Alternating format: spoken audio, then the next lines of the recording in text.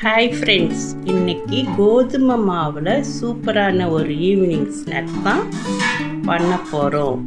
அதுக்கு முதல்ல ஒரு பவுலில் 1 கப் கோதுமை, 1/2 டீஸ்பூன் உப்பு, 1/4 கப் பால் போட்டு நல்லா மிக்ஸ் பண்ணிக்கணும்.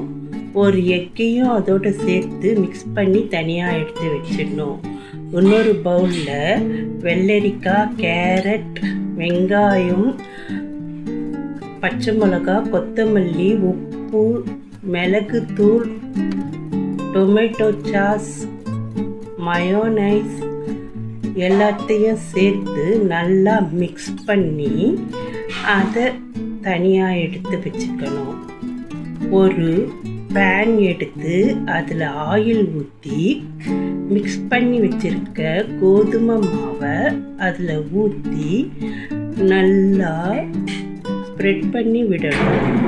ஸ்ப்ரெட் பண்ண மாவை திருப்பி போட்டு அதில் நம்ம மிக்ஸ் பண்ணி வச்ச வெஜிடபிள்ஸை வச்சு 4 பக்கமும் மூடி நல்ல எண்ணெயை அதில் வச்சு தேய்ச்சி 2 பக்கமும் திருப்பி போட்டு எடுத்தோன்னா சூப்பரான ஈவினிங் ஸ்நாக்ஸ் தயாராகிடுது. இது போன்று மேலும் ஸ்நாக்ஸ் ரெசிபிகளை பார்க்க சாப்பிடலாமா சேனலை லைக் பண்ணுங்கள், ஷேர் பண்ணுங்கள், சப்ஸ்கிரைப் பண்ணுங்கள்.